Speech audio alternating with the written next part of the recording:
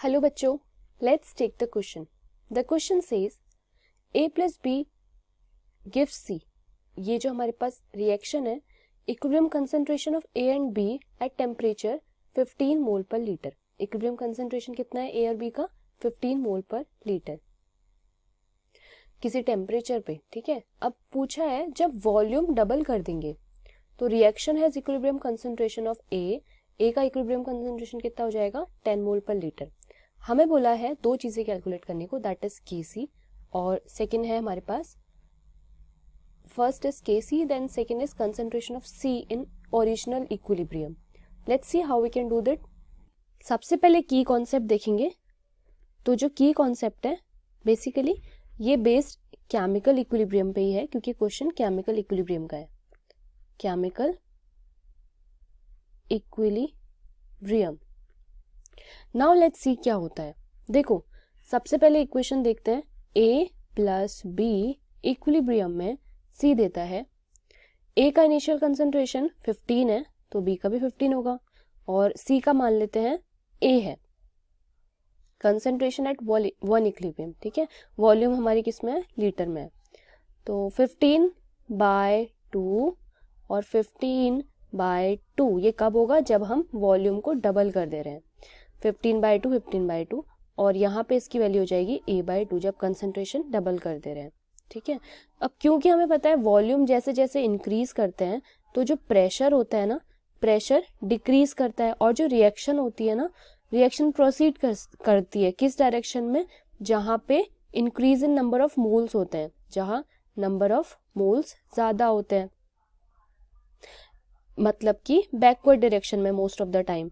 Backward direction में होता है ना.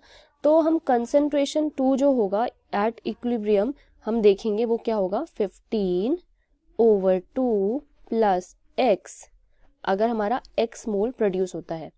Then we have 15/2 plus x. Again C की वैल्यू हो जाएगी A/2 minus x. On further solving this we will get 15/2 plus x is equal to 10. Also x is equal to 5/2. अब हम Kc की वैल्यू देखते हैं, यानी कि इक्विलिब्रियम कांस्टेंट की वैल्यू अगर हम निकालते हैं, सॉल्व करते हैं, तो Kc is given by C, concentration of C over concentration of A into concentration of B.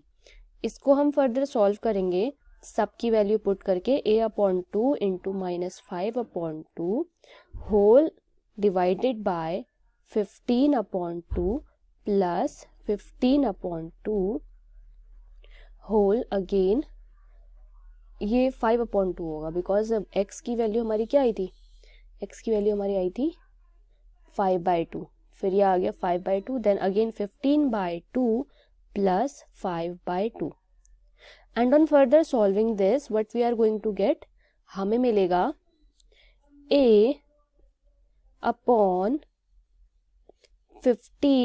× 15.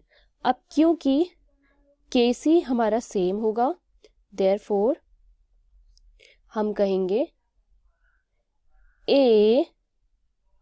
A-5 whole upon 2 whole divided by 10 into 10, which is equal to A/15 into 15, जिससे हमारी जो A की value आएगी, A की value will be equal to 45 m. अब Kc की value देखते हैं, then Kc is equal to 45/15 into 15. जैसे कि हमने इधर देखा था कि Kc की वैल्यू कहाँ है? Kc की value is equal to A into 15/15, जो हमें इसे सॉल्व करने में मिला था. दैट इज, तो फाइनल वैल्यू हमारे पास आएगी वो है 0.2 mole per litre. Per mole per liter. It is the value of equilibrium constant. So this is our final answer. I hope you understood. Thank you, students.